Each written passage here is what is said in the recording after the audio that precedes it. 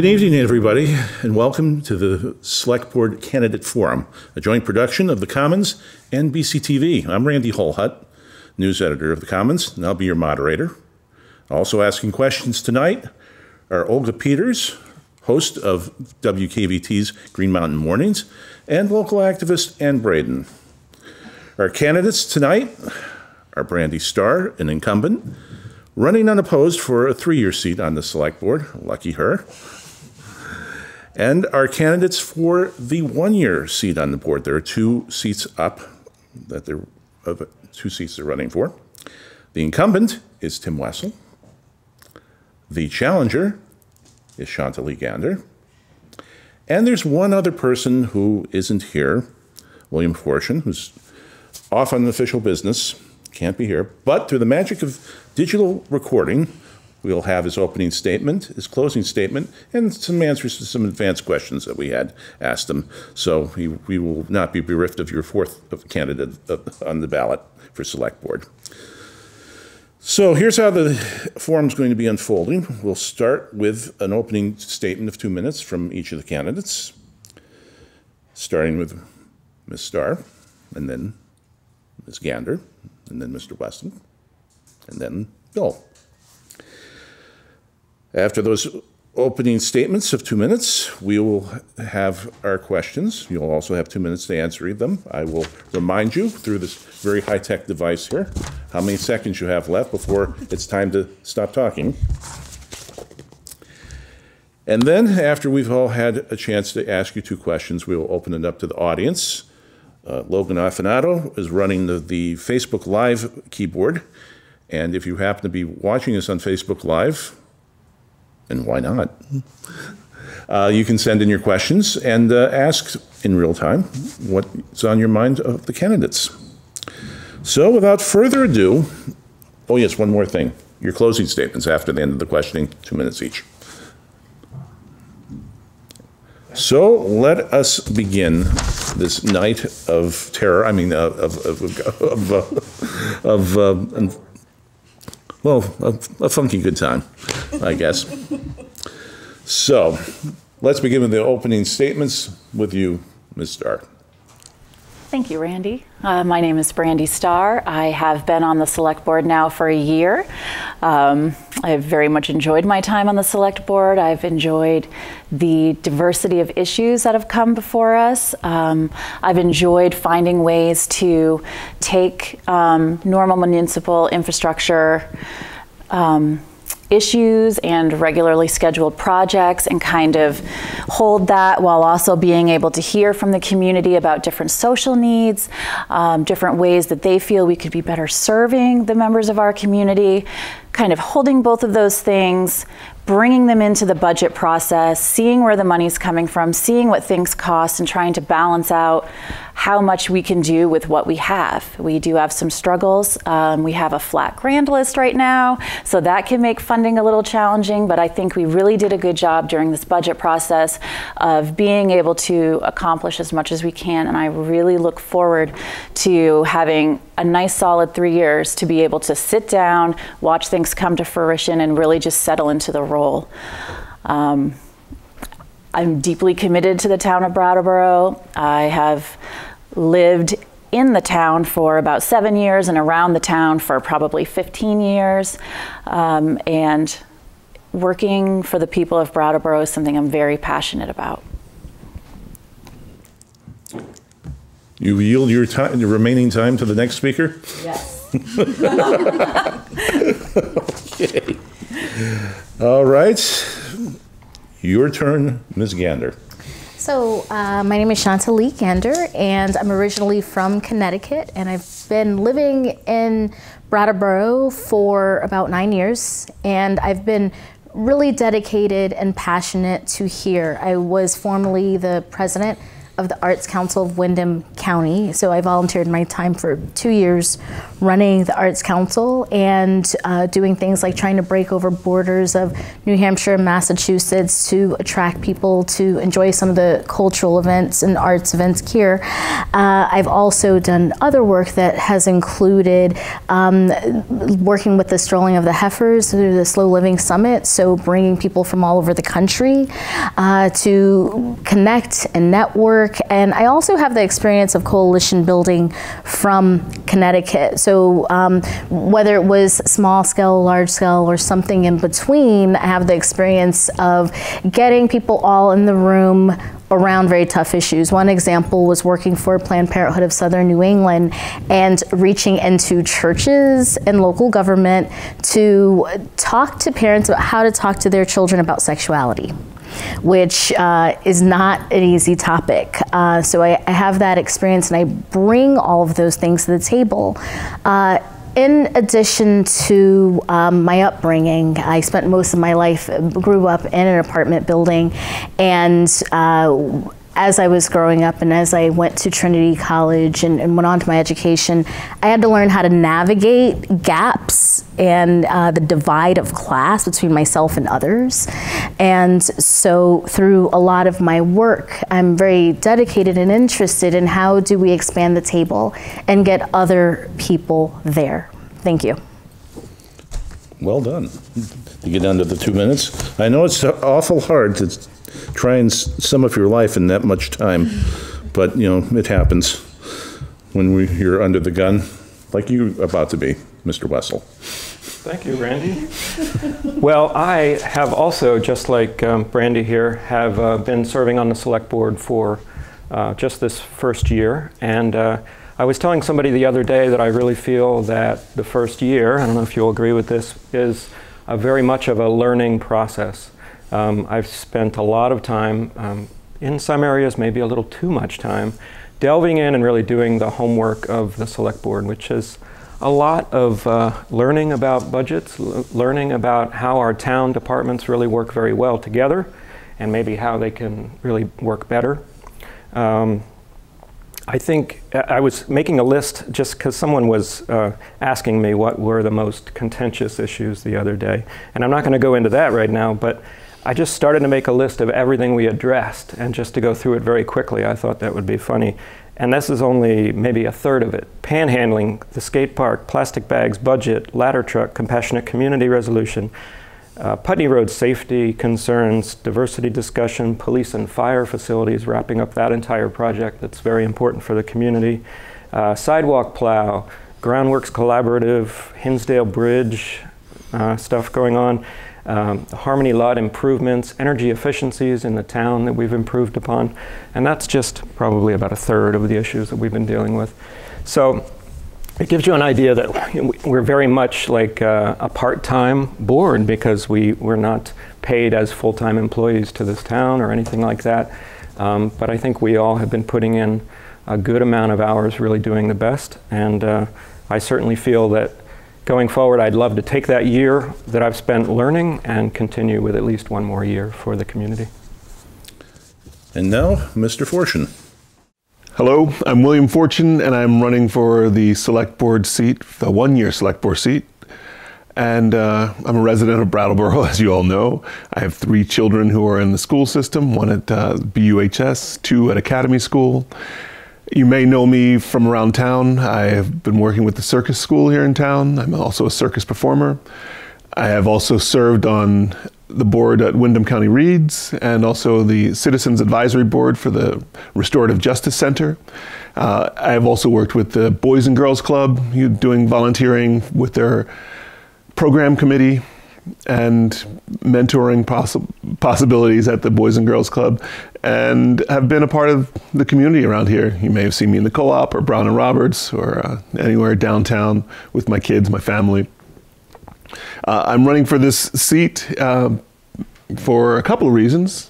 One is that having engaged in conversation about this community and the town, and most recently diversity,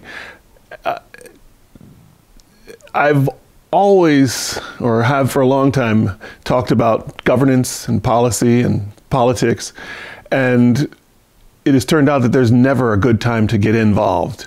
There's always other things that will happen in our lives. We have lives, we have families, and now have kids, and there's never a great time. And after having conversations this year, especially talking about diversity with many folks, I thought, well, if there's never going to be a right time, then this is the right time. And that's why I'm running. So our candidates have stated why they want to run. Now it's time for them to answer some questions. I'll have the first question for you. It's an easy one. We've all heard how Brattleboro likes to think of itself as an arts town, and how the arts play a big role in the economy. What can town government do to help the arts economy grow? And we'll start with you, Shanta. So I think that we first need to have a full definition of what we mean by the arts and creative economy. Who does that all include, and what does that all include? For example, the individuals who are making artisan cheeses, that certainly is a form of creative economy. Is that included under our umbrella? I feel with relationship directly to the question, what can happen within local government, or what are some things that we can do, possibly look at ways of making certain processes easier for arts and cultural events to happen here.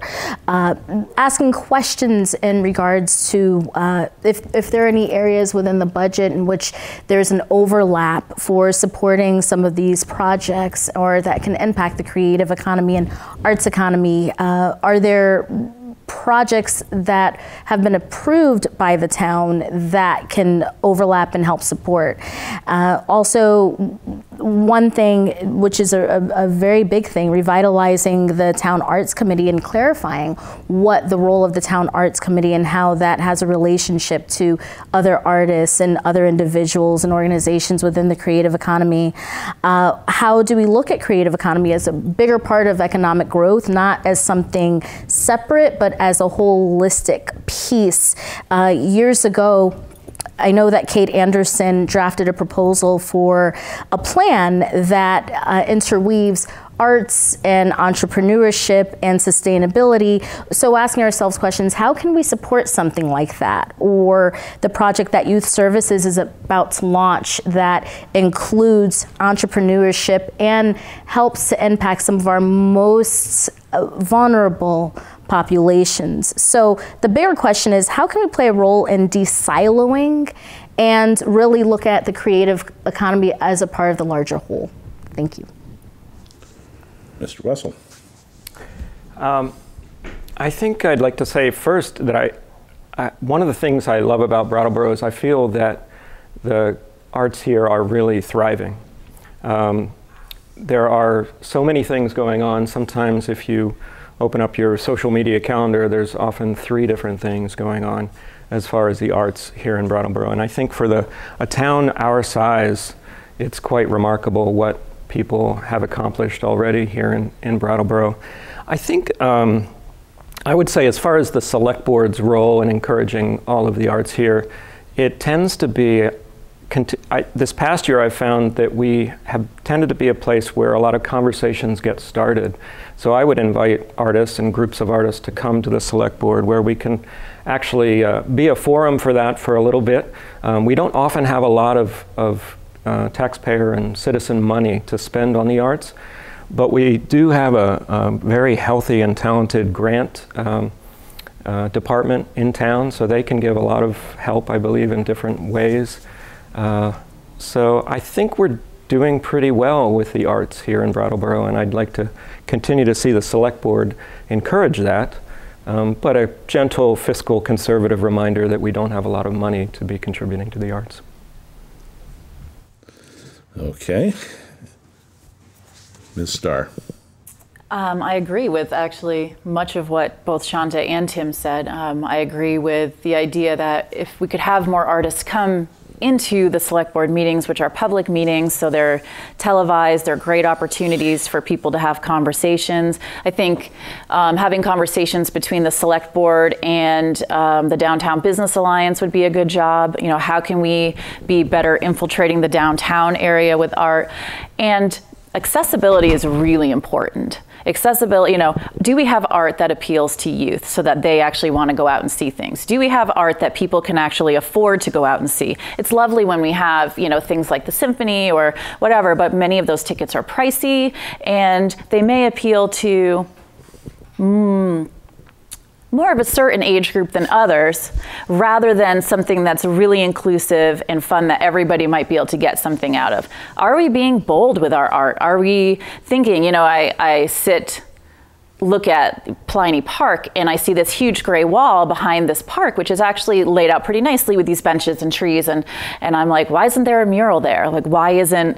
So I would say we have room to grow. And the best way to do that is by being inclusive to all voices, especially young, enthusiastic voices, and kind of getting them together with some of the more seasoned people that we have that are working with the arts in this town. And I completely agree with Shanta's idea about taking another look at the town's art committee and kind of seeing like what needs to be there, what is their role, who are they rolling up their work to, and see if there's any improvements that can be made to better publicize what they do or to better support what they do. And Mr. Fortune from somewhere out in the tape machine. Brattleboro is, I don't know, deeply involved in the arts, but Brattleboro is just like any community. There are arts, there's industry here as well. What can town government do to help the arts economy grow? Continue to support the arts. Also integrate the arts. One of the things I see is, as an artist, is there's never, art will thrive, art will succeed, because any artist who needs to create will create.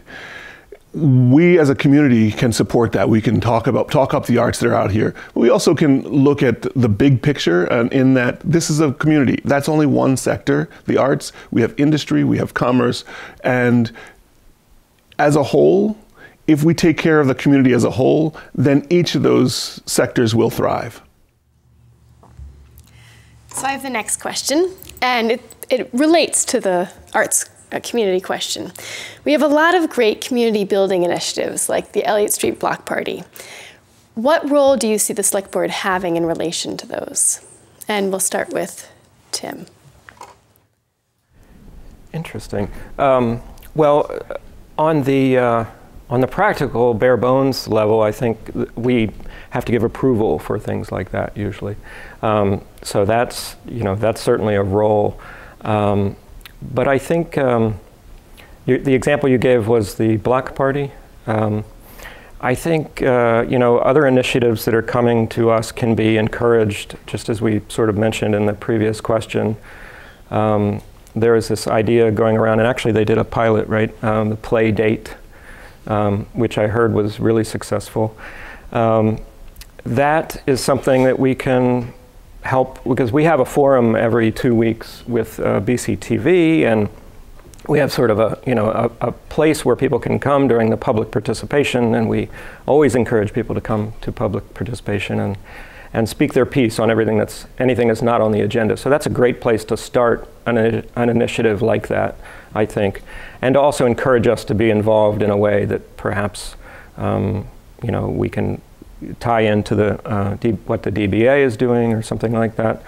I think importantly though, I feel like with something like Playdate, I would like to also encourage it to be available, the conversation to lead into affordable childcare in Brattleboro, because that's something that young people, and now lo and behold me, I'm concerned with suddenly. And it's not always about going out for dinner and going out for movies, which I know is the sort of idea behind Playdate, but what I really want to see is some concentration and teamwork to figure out the problem of affordable and available childcare in Brattleboro. Thank you. Let's start. I think one great way to support activities and events like that is to go to them, to be seen there, be seen as a supporter, talk about them at the beginning of our select board meetings, talk about them online, talk about them on our respective select board pages, and make sure that we are being an ambassador of the things going on in the town. I made clear at an earlier select board meeting my feeling about specific downtown groups that I thought very strongly should be always ambassadors of Brattleboro. And the same should be true for the select board. We should be talking up things that help our community thrive and events that build community, especially outside gathering of community, are very vital to the health of our town, and we should be doing everything we can to show that we're supporters and attenders of such events. I loved the block party. I participated in Twinkle Fest and I did not win for my car, but I had a lot of fun decorating it. Yeah, we have good stuff going on in the town, and I do like what Tim said about Playdate is great, but if it could lead to more nuanced conversations about issues that could really help with some of the complexities of trying to raise a young family here and of trying to be a young family here, because it can be a little isolating, that would be really a wonderful way to keep events like that going, interesting, and bring them to the next level. Ms. Gander? So I agree with some of the elements of what Tim and Brandy said in relationship to that question. I think that it's really important it's almost a trick question in a way, because there's so many hours of the day and one group or one entity can't just be responsible. But the question is, how can we collaborate? How can we partner? How can we support things like the block party? And I definitely agree, we can support by talking them up, we can support by going. But then there's a bigger question and thinking that I would be interested in bringing to the select board position, and it would be thinking about how do we maintain and sustain our arts and our culture. There's so many great things, but sometimes it's such a challenge to keep the momentum going. And how do we maintain what is here?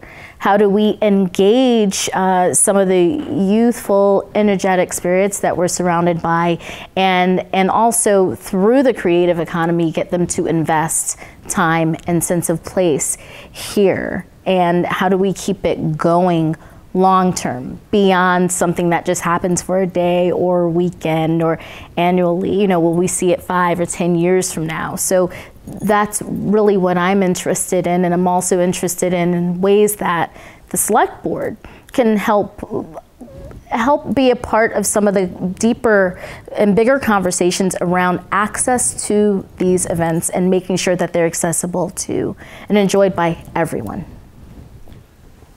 Next up, Olga. So this question actually starts with a little bit of a tongue-in-cheek, and I'll throw this out to all of you. So, what do you call a Vermonter with only 3 jobs? Very, very lazy.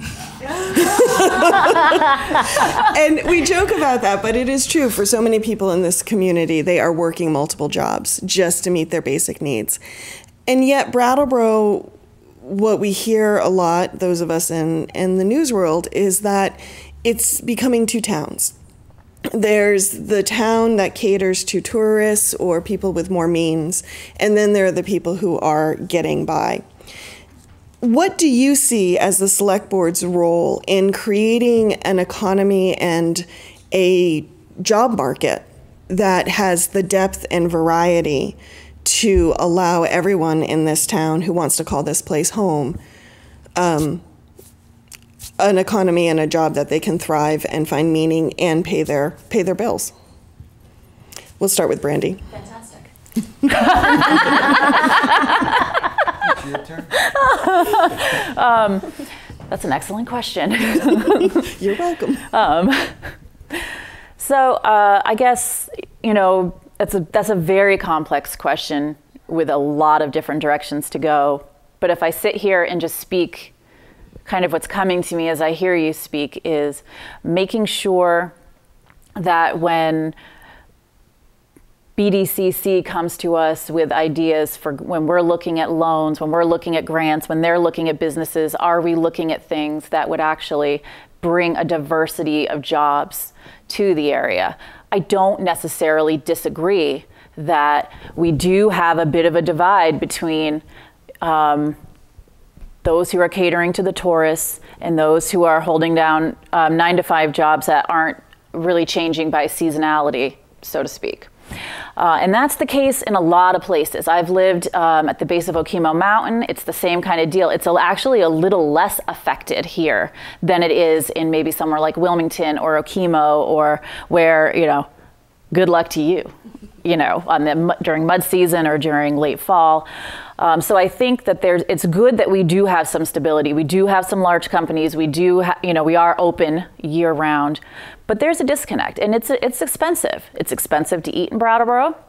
It's expensive to play in Brattleboro, and it's expensive to live in Brattleboro. So, one thing that the Select Board can be looking at is, affordable housing projects, facilitating conversations that could be had around affordable childcare ideas, making sure that it's clear to ourselves, to town staff, to BDCC, that we're looking for opportunities that can benefit everybody at a wide scale of experiences in our community, so that everybody is able to find work that they can thrive in, and making sure that we do things to grow our grand list, because at the end of the day, the more people that own buildings and own houses, the better spread the tax rate is, and the easier it is on everybody to kind of survive in the area.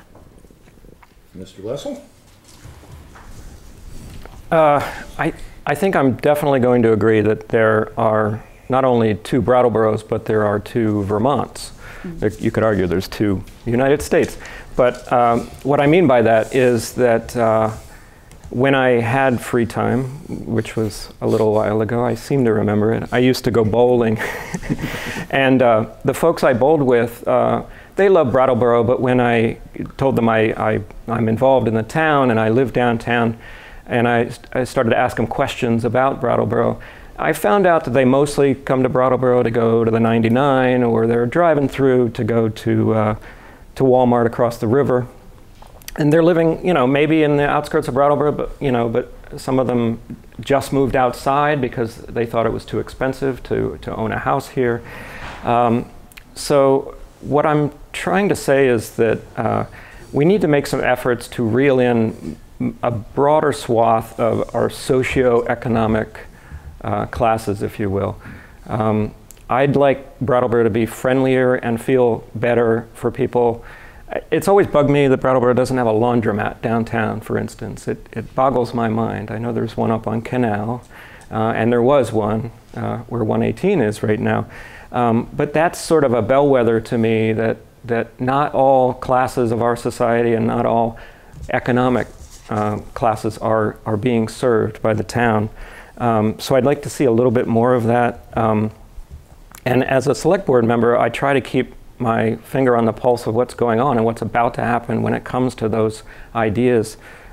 Just tonight after this meeting, there's a DRB meeting where a 5-story mixed-use building is going to be discussed. And this is a really important thing for this town, if it's done right. I think if it's not done right, it could be a drain. If it's done right, it could be a real boon to the town and a nice project. So evaluating those, the good and the bad, is always very important. Ms. Gander. So I think the class divide is widening all across America, and as I mentioned briefly in terms of my own personal background, I wasn't born with a silver spoon in my mouth, and I felt the gap when I was living in my freshman year at Trinity College, and some of the young women who were on my same dorm floor, I think their parents had private jets. It was just something that was jaw-dropping, never experienced it.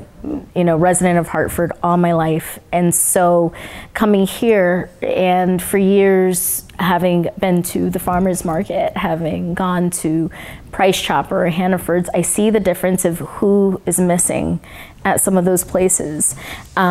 I think that in some of what Tim and what Brandy said is very key in terms of affordable living. If we do not have affordable living here, it's going to be very hard for our economic structure to be maintained. If you cannot live comfortably and affordably right where you can work and get to childcare and get to affordable, good food, then there's going to be a problem. Then you might, suffer a situation where, someone is coming into work, but then they're leaving to go back home someplace else. And, therefore we miss out on their tax dollars that could help with some of the maintenance of this infrastructure. So I think what is key is we need to really be asking ourselves some tough questions.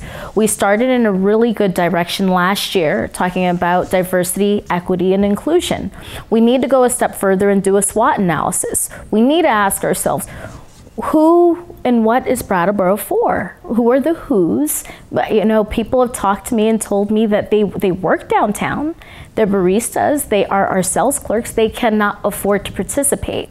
What are we going to do? Are we talking to the individuals in the trailer parks? So how do we get everybody to the table to really expand this view of the great Brattleboro that we have to share with everybody? And Mr. Fortune. Is Brattleboro starting to stratify into two towns? I don't see that as so. We can always find a way to stratify. We can always look at us and them. We can see the tourists as the outsiders. We can see us as the locals.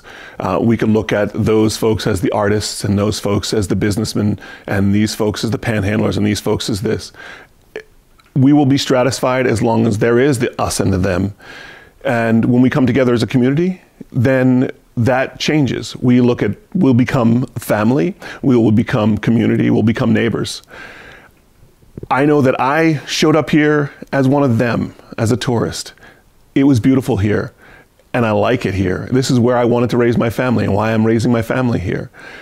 I also welcome and I invite folks to come and see this part of the world that I think is beautiful, that this community. I want to share this with as many people as possible. Do I want them all to stay? No, I don't. Do I want them to buy products downtown? Yes, I do. That adds to our economy. Do I want them to know about what we have to offer here? Yes, I do. Do I want them to see that this is what they could bring back to their communities and how their communities can thrive and support the arts and industry and tourism? Yeah, that would be great. So how do we handle the stratification? We stop looking at them and we just start seeing us. Almost makes me not want to ask this question, but I will anyways.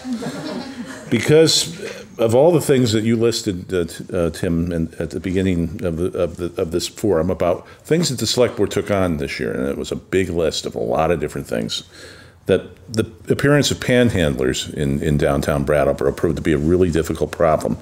The merchants were freaking out and saying they're scaring away our customers. And the visitors to Brattleboro were saying that seeing them makes me uneasy. I'm really nervous about seeing these people.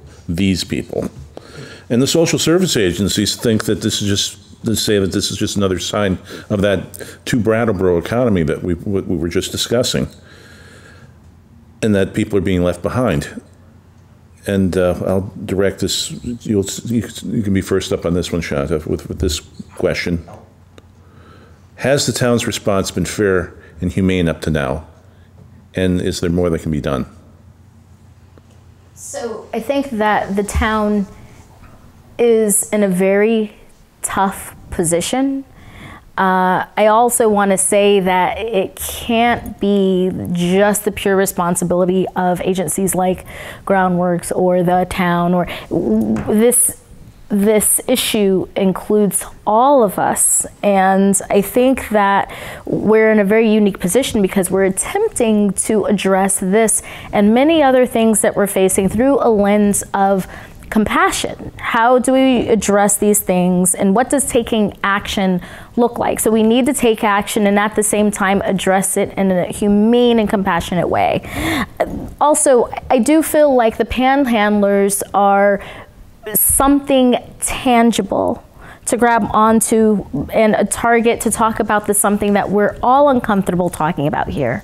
And it is poverty and class divide. How do we address poverty in a holistic way? How do we see the panhandlers? They are part of our community. It's not the panhandlers over there and then the rest of us. They are here in our community. Do we know who they are? Do we know their story? Do we know what we could be doing more for them? Do we know anything about what their lives are? And so looking at this as a way to see them as a part of our community and then shift it to see them as a part of our community and address it from that way. Have the panhandlers been a part of these conversations in a meaningful way? So far it's us talking about them, but how do all of us talk about us in a meaningful and compassionate and positive way? Ms. Starr? This has definitely been a topic that I have spent a lot of free time thinking about and really trying to feel my way into. Has the town been fair? That's going to depend on who you ask. Because anytime we, slant our help or compassion more towards the panhandling community, people are going to say, no, you're not being fair to me. And then if we slant it more to support merchants, then they're going to say, hey, you're not compassionate. You're not supporting the panhandlers. I did last summer and last fall begin holding meetings at the wall. And it was very interesting and very eye-opening to me. I grew up in poverty. I grew up around drugs. I grew up around dysfunction. And it doesn't scare me to see people that are different than me. It doesn't bother me to sit down on a stoop and hang out with somebody. It doesn't bother me to sit behind the wall and have a beer with people, because every time I do that, I feel a little better. Every time I do that, I can speak a little stronger on their behalf, because they're not always being brought to the table. And some of them wouldn't even know how to bring to the table. They wouldn't even know how to leave what they're in, because they're in such fight or flight already. We have a lot of work to do mending fences in this community and teaching people ourselves how to sit down and talk to people, how to make eye contact with people, and how to treat them as we would want. If it was our children that were going through a hard time or a family member, how would we want to know, hey, they're living on the streets of Brattleboro, and I hate to see them living that way, but at least I know they live in a town where somebody sits down and talks to them. At least I know that they're on people's radar. I could go on, but Randy said no and gave me the 0. Leaving it to you, Mr. Wessel. Thank you. Last year, this time, I was going around asking people, what's the best and worst of Brattleboro, and I was hearing a lot from merchants that they had a real issue with panhandling and some behavior of some people downtown in front of their businesses, etc. So I actually was the one who brought it up first at the select board meeting. And there were times, I'll admit, that I regret bringing it up. But there were also times when I realized, and this was a little bit further down the road, that I think we treated the issue very fairly and very compassionately, to get back to your question. And in the process, we discussed all kinds of things around the issue that brought in everything that makes this happen, this situation happen. And it's issues of addiction, which we're all struggling with, along with the rest of the United States and the world. It's issues of poverty. It's issues of class. There's a lot going on, and so we had this discussion, and sometimes we veered, a lot of people thought we veered a little bit too much into this sign, and I was not a fan of the sign. But out of that conversation came these wonderful things, including Chief Fitzgerald's initiative, where he's actually going out in teams and talking to people and asking them what do they need, and what could change their attitude about things, instead of running them out of town, what they do, you know, in the old days or anything like that. By the way, just a little recognition to Chief Fitzgerald. He's being recognized tomorrow for a lot of compassionate work around addiction that he's been doing. So I think I should wrap it up because Randy says I should. But I think there were all of these wonderful discussions that happened out of it, and I think it was a very worthwhile discussion. But again, it's not going to be solved on the select board or with town money. It's going to be solved with a lot of pieces of the puzzle being brought together. And Mr. Fortune. Dealing with the issue of panhandlers in Brattleboro, there is no easy situation. There's no quick and easy solution or answer to the problem. I think there's a bigger problem, just like the opioid addiction as well. And it's really about the health of our community and our town. This can be seen as part of an illness that is bigger. And if we just deal with panhandling, then there's going to be another, that illness will show up in another way. There is, like I said, it's a bigger issue, and it has to deal with the health of our economy. Do I have a solution to this? No, I don't have a solution. I do know many people that have opinions and ideas, and I will listen to hear as many of those opinions and ideas of ways to handle this. We have a town that is full of resources and resourceful people. Listening to those people give their ideas and ways of handling this will be the solution to this problem, and a way of bringing our town back to a healthy community. Next up. Next question. The opioid crisis affects too many families in our town, and the stigma that's associated with it complicates recovery. How do you think the town can best tackle that stigma and support recovery? We'll start with Shanta. Of course. I think that, again, it comes back to recognizing that these issues are impacting us on a very personal level. It may be a friend that we know, maybe a family member. It may be someone that we saw serving us breakfast at a local restaurant, which actually is my story from one of the deaths that happened over the past few years here.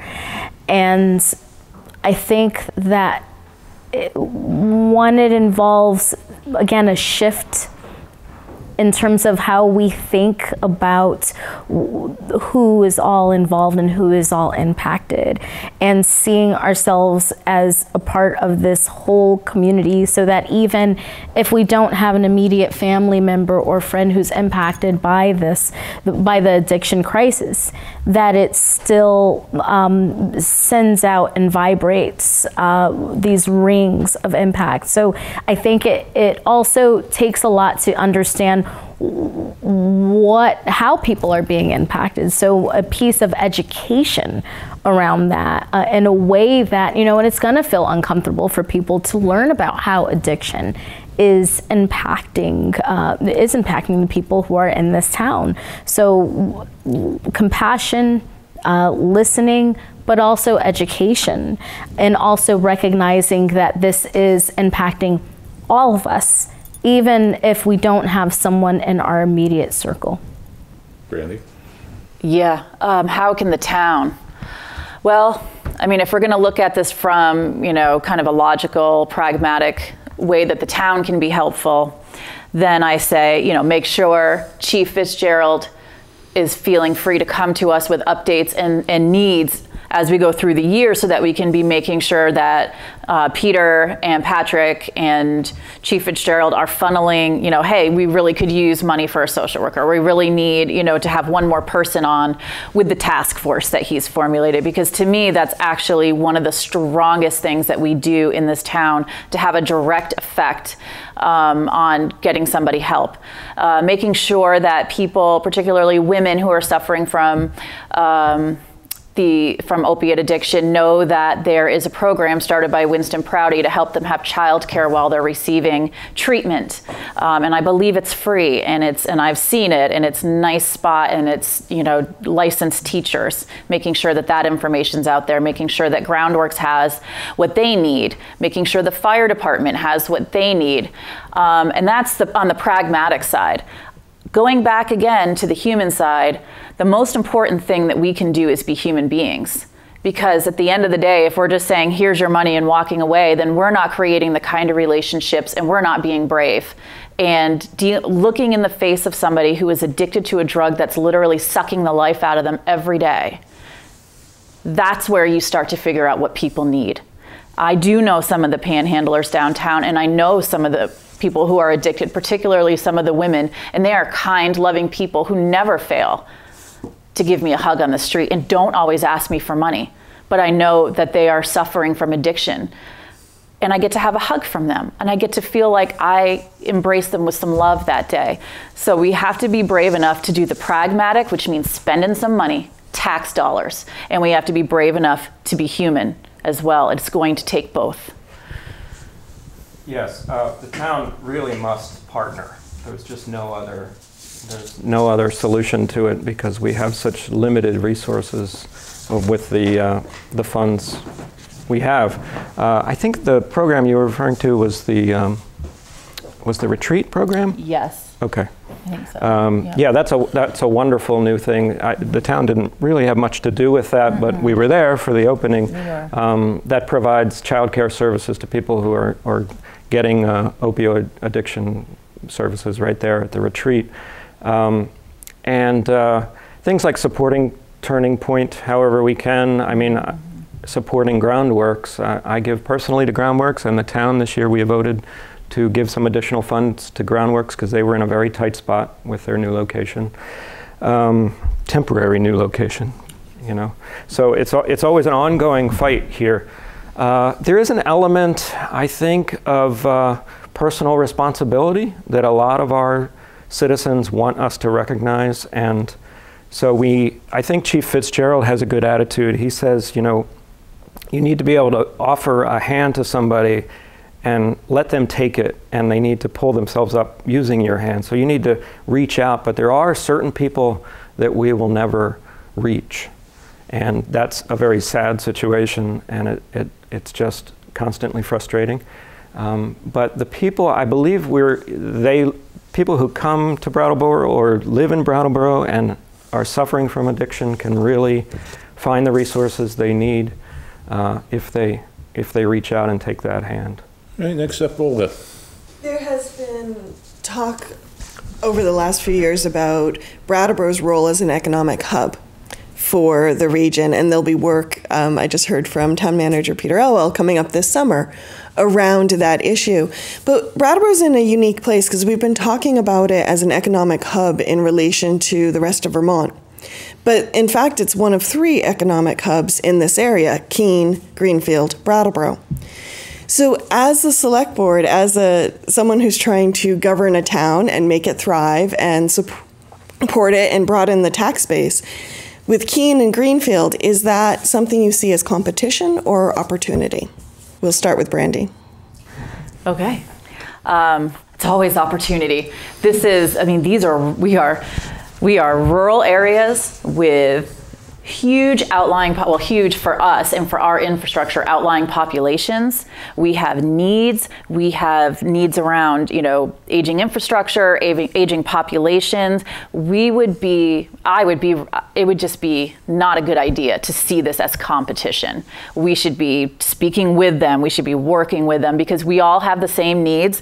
And if Keene's doing awesome, we're doing awesome. If we're doing awesome and people are coming up from Greenfield and then we're going down there, it's a symbiotic relationship. That's part of living in these small areas, and that's part of a good secret on how we could thrive better is to work with other larger towns. Keene's, I think, a little larger than us. Greenfield, maybe, not sure, but at least as large as us, and see, are there things that we're doing better? Are there things that they're doing better? Yeah, competition to me would be a very big mistake. Definitely collaborative. Tim? Yeah, I certainly don't think there's a feel of competition between the varying town governments. If you look at those three examples, we're all very different in very many ways. Brattleboro, of course, is the best, if we're going to go into that. But seriously, I think so many people. Some people live in Keene and work here, and vice versa, and certainly the Greenfield area, all the way down to Northampton, Springfield. There's so much cross-pollination of ideas and methods. I think it's an interesting question, though, because we often look at New Hampshire being a competitor in certain ways because of the sales tax issue. This came up a few years ago with 1% local option tax, which I was in favor of as a town meeting rep. But we had a lot of pushback with that because our merchants were, and I won't say rightfully so, but they certainly made a good argument that that might be the one straw that breaks the camel's back and gets people to shop over across the river if there was that one more penny. So there's that feel of competition a little bit with that Walmart draw for merchants and things like that, which is sort of a thing that they have to deal with all the time.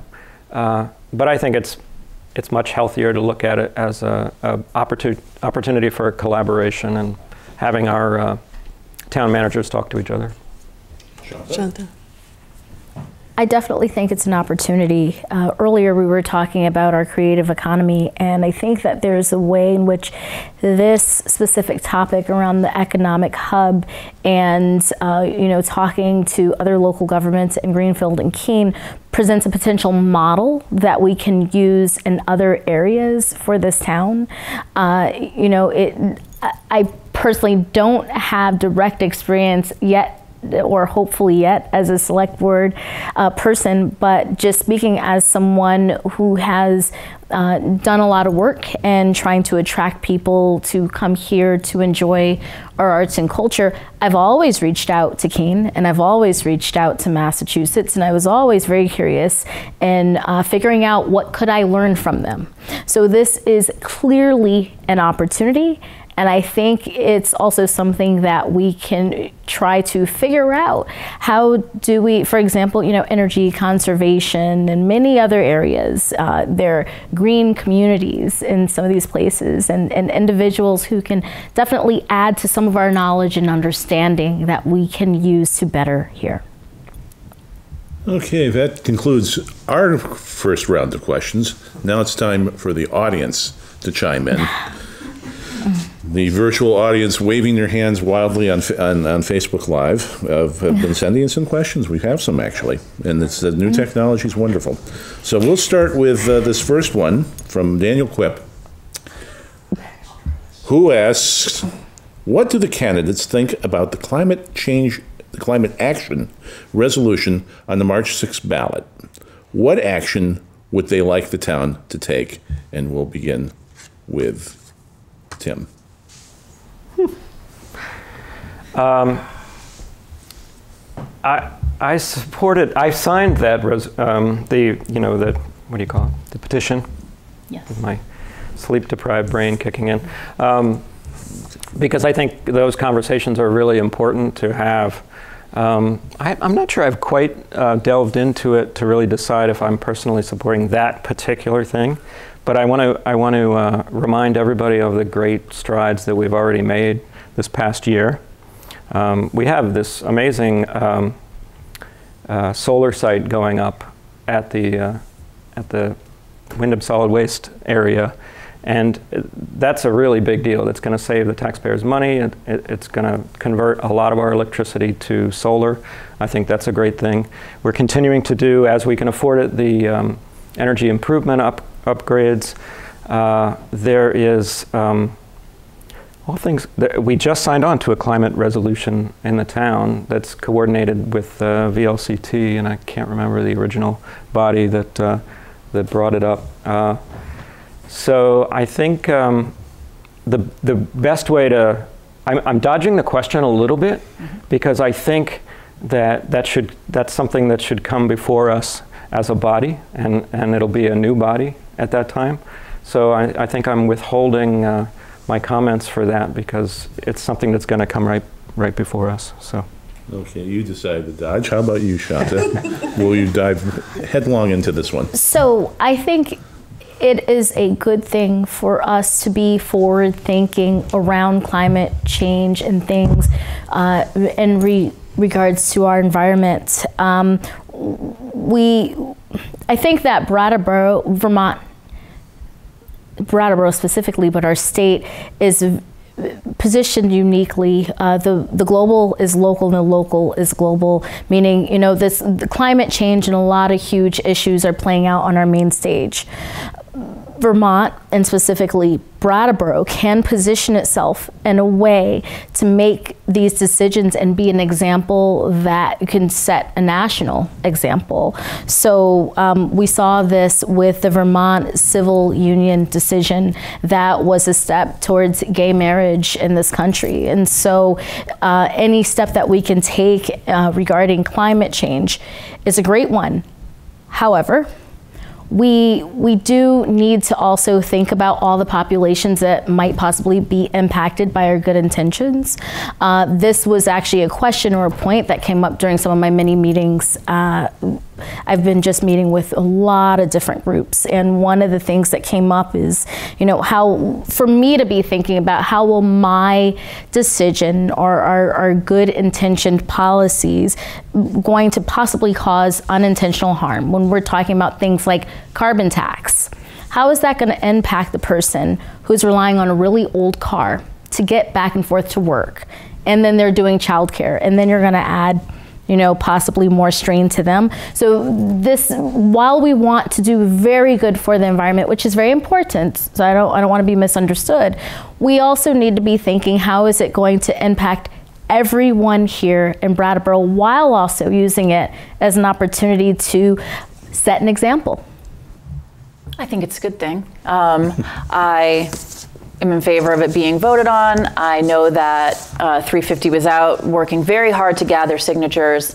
I'm hoping that they will be on site, and I believe that they will be on voting day to kind of answer questions, because I think some of the language that was on the petition and in the resolution itself maybe less accessible for some people. And I think when we're asking people to think about something as huge and overwhelming as climate change, we want to make sure that we're bringing it down to a level that's accessible for everybody, so that they can walk into a voting booth and say, you know what, I totally heard what they were saying, and I want to go ahead and make this move to support it. I also agree with Shanta, we do need to be careful about how we're affecting all classes, all people, with the decisions that we make. The road to hell was paved with good intentions, right? So we want to make sure that we're not, it's already out. I did say, it's too late. It's live. It's live TV. What do you want? I would recommend that people take a few minutes when they go out to the polls to really listen and ask questions. If you're not sure why you should vote for this, ask a couple of questions that can help bring clarity. And I would advise 350 to be ready with very tangible, very accessible answers for that. I have a question from Jeff Potter. The ringer. How can the whole of the select board be greater than the individual board members? How would you, as a board member, work to make that happen? We're going to start with Brandy. Well, the best thing you can do is leave ego at the door. And except for me, no. And understand that every single person at that table is coming here from a busy life with a different experience than what you have.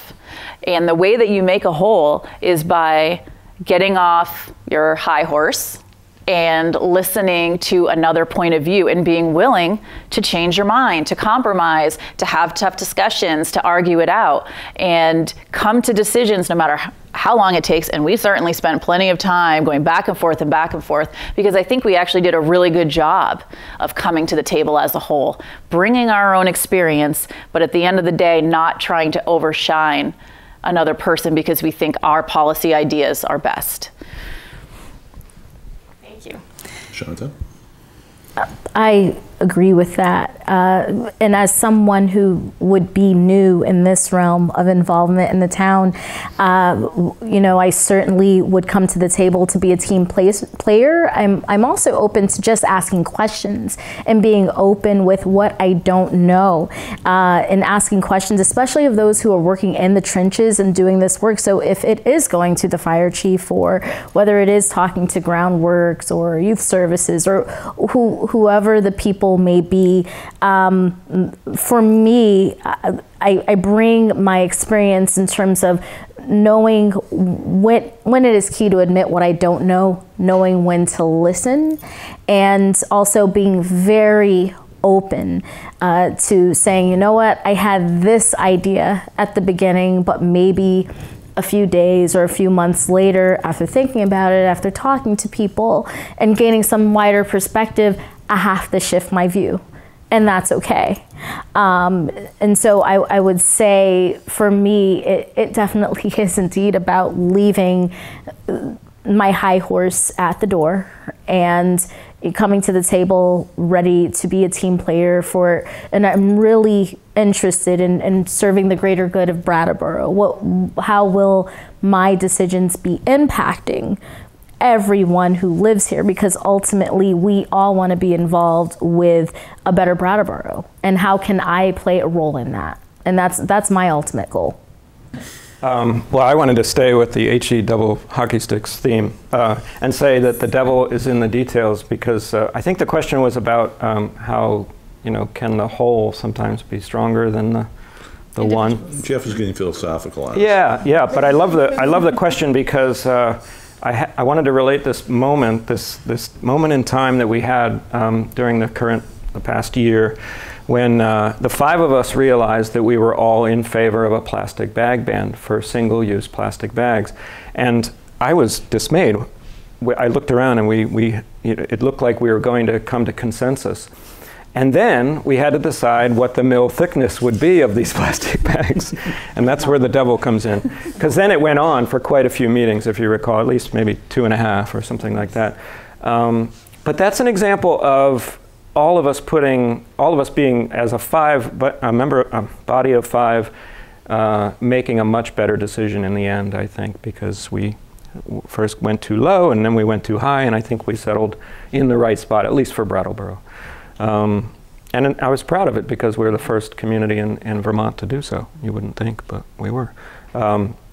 So I think that answers the question. But it's really enjoyable, and it feels like you're really serving your community when you are able to sort of bring five brains together and make a good decision for the town. Thank you, Tim. Becca, if I pronounce your last name wrong, I apologize. This is from Becca Blust, and she wants to know who is in support of the youth vote for 16-year-olds in Brattleboro being able to vote in local elections. And let's start with Tim. Thanks. You're welcome. I'm in theory, I might be for it, but I am against it because it's not legal. We are tied to the Vermont legislature. It's a thing called Dillon Rule, and we struggle with it all the time, and that's why I went up the other day to the legislature to advocate for town rights and town privileges within the state system. We have to do that. There's an organization called the VLCT, the Vermont League of Cities and Towns, and they help us advocate in the legislature for towns' rights and taxpayers' rights. But within the Vermont Constitution, you're not allowed to vote until you're 18. So it would be irrelevant for me to be in support of what I think would be a nice initiative. However, I think the question was phrased in voting. There may be some votes that 16-year-olds could participate in, but it gets very complicated if it's an open election, in other words. This question did come up a couple months ago, and we asked our town attorney, Bob Fisher. So I don't think it was in, I think I just asked. It wasn't in a meeting, yeah. But. Shanta?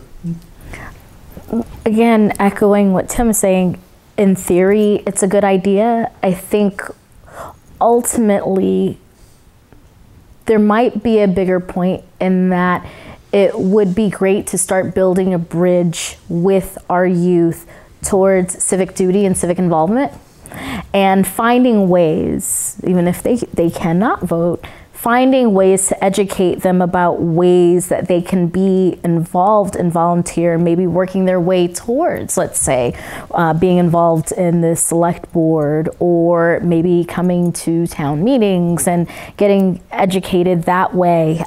So I think that there is definitely a bridge to be built and strengthened in terms of getting our youth involved with civic duty and local government. And so there's another way to, they may not be able to vote at 16, but let's start building the bridge so that they know how they'll be able to be involved and on what levels. And that's part of the bigger thinking around our thinking of our succession planning. It's no secret that we have an aging population here. How are we going to get and keep our youth involved and engaged? What they said. What I love about the idea is, sparking interest at a young age. What I know for a fact is we are a Dillon's rule state. We're not a home rule state, and that makes a lot of difference when things are pushed down state level to the municipalities. This guy I met one time, Tim Wessel, let me know that youth can actually serve on town committees, and that might be another great way. Volunteering at the polls, serving on town committees, coming to representative town meeting. I think when I was in school, but maybe that was elementary school, where they held their own elections. Maybe there's a way where they could hold elections and local newspapers could cover it or something, so that their vote was made public, even though it maybe didn't count towards the actual legal vote. But people got to hear it, people got to see points of views and perspectives from our up and coming voters. I love the idea. Dillon's rule states do come with their own complexities. Okay, our next audience question comes from Steve West, who asked the question, what, if any, is the role of the Select Board in increasing citizen involvement in town governance and decision-making, and how might that improve? And Shanta, you can begin. Of course. Again, I'm a big believer that it's not just the responsibility of one entity or group, but at the same time, we definitely, or I potentially could be a part of said group, a select board candidate, to help be instrumental in educating individuals about what role that they can possibly play. I definitely do think that there is a gap in terms of understanding some of the role and ways in which select board makes its decisions. People aren't necessarily clear about that. I personally am still learning all that I can learn about the process, as well as educating myself on all the issues. And I think that it's going to take a team effort. This is one of those, I think that the town can be a collaborator or a partner with schools, with other groups, because there are so many hours of the day, in a way that we all can come together and playing the role of educating everyone in terms of what their participation and how their possible voice can weigh in to the process. Brandy? Well, I think, a great start is kind of what we started doing, definitely Tim and I, with using social media a lot more, instead of, informational notices being tacked up on the board and maybe run in the paper. Admittedly, Brattleboro's done a great job of getting information out, but it's our job to push the information out too, to let people know, to hammer the idea home every day until you can't sleep at night, because you know that there's open positions for town meeting reps in town. Literally, I want you to hear my voice and Tim's voice saying that when you're in the shower, when you're in bed. We try to make sure that we get that out as much as we can. And we should continue to do that, making sure that we share notes from meetings, let people know when there's committee vacancies.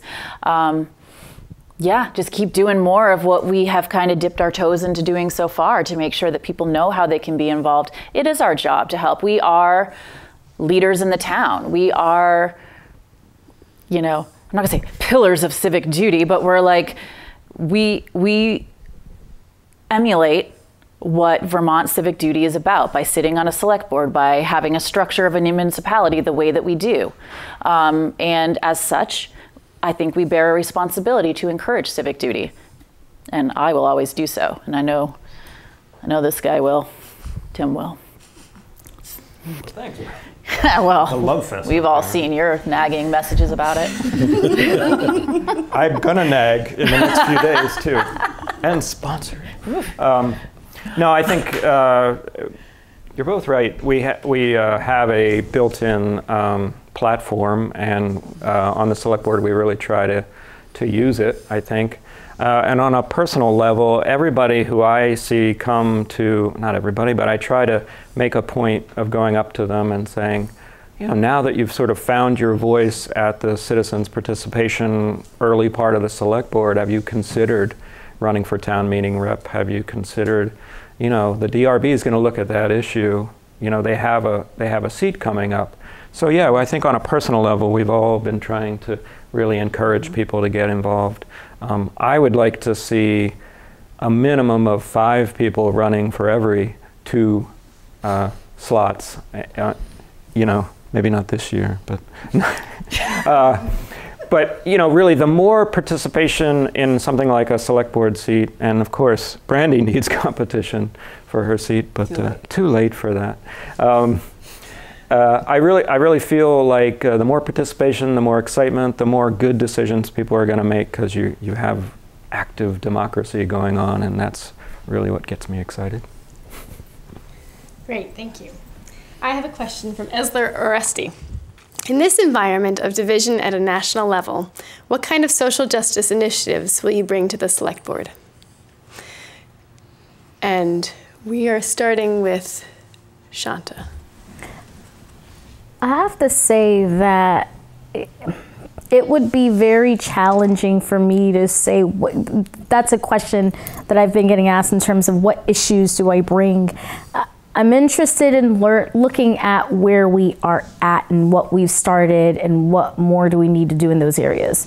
So last year, very clearly, the town started conversations, and there was a memo that went out and talked about diversity, inclusion, and equity. Most recently, there was a decision to hire a human resources professional to help with some of that. I do think it was a start. I think there's certainly more to do, again, being very realistic about what the powers of the select board are. And so as an individual, what I'm interested in is how can I either look at all of the different policies or areas where I might be able to say, hey, are we looking at diversity, inclusion, and equity all throughout, let's say, our budget? Or are we looking at it in this area of, let's say, panhandling? And how can we widen that scope if we are not? I also, I'm very interested in how we get youth to the table. You know, how we close that gap with youth, how we get representation that way, how we close the class divide. Again, I had mentioned that before, very interested in how to go directly to the individuals who may not be able to make it to the table and include them in on some of these conversations whenever possible, as well as continuing to ask myself, how will my decisions impact all of these groups of people, all living here in this community? Tim. Was your question for new initiatives or for continuing? I think you can interpret it either way. Okay. What kind of social justice initiatives will you bring to the select board? Okay. Well, I guess I'll say that I think the initiatives and the ideas and the discussions we've already had in this past year were really excellent. I'm sorry. I really think that as a board, we did a good job to be responsive to our community's needs. And I have to recommend, it's a long document, maybe 5 or 6 pages, but Peter Elwell's official response to the question of diversity in Brattleboro is excellent. If folks have not read that, please, it's on the town's, I think it's on the front page of the town's website, because it really does a good job at sort of framing what we do have the power to do. As Shanta says, like, we have limited powers as a select board to address larger issues of social equity and diversity and things like that. But we can chip away at the edges, I would call it. And I think we've done some good work on that. I have to also say on a personal level, I'll say that sometimes I have to take a step back for what I might have some personal beliefs. I really want to see somebody succeed with a social justice initiative, but I feel that I have a hat on the select board because I'm currently serving, and I feel like I should serve everybody. And so I don't feel like I have a role as an activist on the select board. I don't want to be an activist on the select board. What I want to be is somebody who will listen to activists. So I want to continue to hear from activists, bringing it to the board, and then we'll, see what the town can plug into there. I don't know if that makes sense, but it's very important to me to put on a select board hats that represents absolutely everybody here in Brattleboro. Brandy. Thanks, Esler, for that. And I would say, what you talk to me about is what I'm going to bring to the board. Tim's right. We do find ourselves in a position where we have to support everybody. It's probably pretty public knowledge that I tend to lean towards giving a little bit more support to people that I see struggling on a national, state, and local level. That if you tell me that you really can't do something because you're being discriminated against or because the system's working against you, and I, as an intelligent person, can look at what you're saying and see that you're correct, I'm probably going to lean towards that more. I'm always, just by nature, going to lean towards helping people who need it a little bit more. Not saying that I wouldn't help other people who are thriving or doing pretty well, but that's just who I am as a human. And while I am a select board member, and Tim is right that we do need to put on that hat, I am also a human. And that's going to come with me everywhere I go. I always want people to come to me with your ideas. Esler, you've never failed to come. Daniel Quip's never failed to come. Sheila Linton, people have come out and told me what is important, many more than I just even listed. And I would say keep that coming, because that's the stuff I'm thinking about at night. That's the stuff I'm figuring out how to bring up as a conversation or bring up in the agenda or listen to as we're making decisions about infrastructure or other decisions. I hope that answered at least the majority of the question. And let's see if Bill managed to answer that question, because one of the pre-questions I left for Bill was pretty close to what Esler was asking. So okay. Let's hear from Mr. Fortune. On the topic of a lot of big issues coming up in our town, first of all, I'd like to say that if you're looking for a knight in shining armor to ride up on a white horse and solve all the problems, I'm not that person. Who I am is a person who is going to look at the issues that we have. I'm going to listen to what issues there are and look throughout this community to find answers to these problems. There are answers. There are solutions. No one person is going to have that solution, but we have to listen to each other. We have to communicate with each other, and the solutions will be there. We've had problems. We've just overcome problems with infrastructure as we built new fire stations, new police station. We will run into more of these things. Nothing stays the same. Our town office buildings will need renovation at some point in time. Yes, our potholes will need to be fixed every year because of the way we have 4 seasons. Frost and ice do damage to our roads. That will have to be taken care of. dealing with any of these issues is a matter of prioritizing. No matter what, if you leave something at the bottom of that list for too long, it will become a big issue. If we handle the small issues step by step along the way and continue to prioritize and continue to listen, we'll deal with this and we can handle it. We had a good group of questions today from the audience, but now it's time to, well, it's not time to say goodbye yet because we need closing statements from the candidates. So after everything you've heard tonight from each other, from some of your constituents, now it's time to think about, the why. Why, when I go into the voting booth on March 6th, should I give my vote to you? Of course, for one of the people on the panel, a voter doesn't have to think so hard. But there is a choice for the second seat. So you get the easy part, Ms. Starr. Well, okay. When you go in, you always have the option of voting for name recognition. We've all done it before. Oh yeah, I recognize that person. They're the only circle there.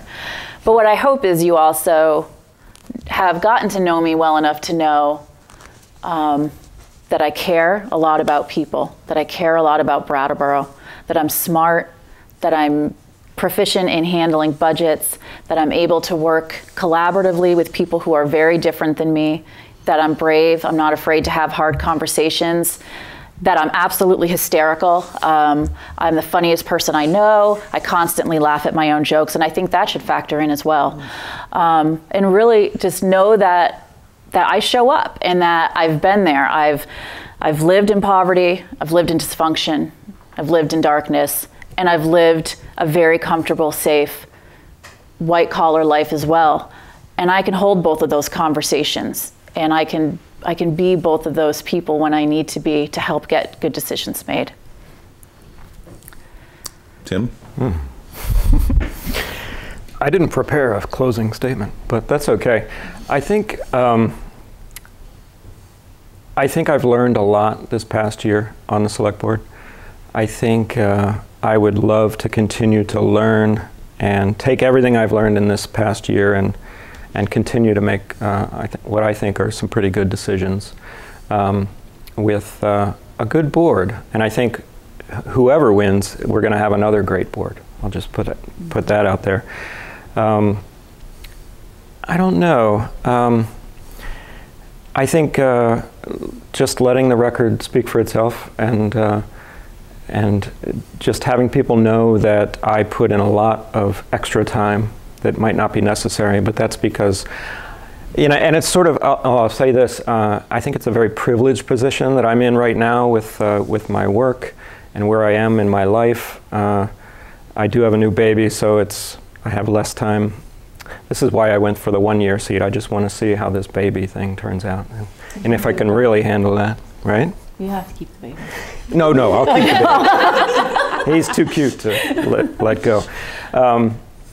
But I think, because people ask me why the 1-year seat, but I think 1 year at a time at this point because of the infant son going on. But I really think that I want the voters to know that I do my homework with every decision that I make and put in the time, and I'm lucky enough to do that right now in my life, so I'd like to serve again. Shanta? Well, I'm very realistic. I know that sometimes being involved with local or any other level of government is a lot like building the car while you're driving it. There's so many things happening all at the same time. I bring the sum of my experiences, whether it was having very difficult conversations, working for Planned Parenthood of Southern New England in New Haven, or working for the New Haven Health Department, or running a couple of after-school programs in Hartford. I bring all of those things to the table, my coalition building, my ability to bring the sum of experiences from other places here, in addition to all of the good work that I've done here over the years. I also bring my ability to have the balance with both my education and my over 10 years of experience. I know how to read a budget. I know what's important for infrastructure, and I also know how to look at something and say, well, I think I need to bridge you or connect you to this other place. I may not be able to help with something, but I know where you'll be able to connect. I have passion for Brattleboro that is evident in some of the previous work that I've done, and I'm very interested in continuing in the onward, upward direction of Brattleboro, and I'm looking forward to serving. I've been doing my homework and meeting with everybody as best I can, setting up meetings with schools and SEFCA and Public Works, just to get a full scope and understanding of what it is and all of whom I'm going to be serving. And so I'm looking forward to this opportunity, and thank you very much for hearing me out. And the one who isn't here, but is here in spirit and on videotape, Bill. I would like to say, finally, that what got me on board was, to run for a select board seat, was conversations that started about diversity. And looking at the candidates that we have this year is an answer to that problem, and which isn't a problem. We're here. I am honored to be not running against, but running with the folks who are also on the ballot. I don't think that you can make a bad choice in choosing any of us for the position. Will it be hard? Yes, it will. We each know that. And the reason why there's only 3 of us on the ballot is that I think all of us know that it's going to be a difficult thing to do, to sit on this, in a seat on the select board. And ultimately, we have chosen to be up here, to do this, to try this job. We may succeed wonderfully. We may struggle along the way. Once again, it's an honor to be in this field, and I hope that you make a wise choice when you go out to vote, and it will affect our community. To everyone who joined us tonight, the candidates, my fellow panelists, our keyboard operator fielding the Facebook questions, and the BCTV team, thank you for allowing us into your homes and giving you a little heads up on what's going to happen on the ballot come March 6th. We hope you come to vote. Hope you participate in government, and look forward to seeing a good spirited 2 weeks left to the campaign, such as it is here in Brattleboro. But thank you for joining us, and good night. Thank you. Good night.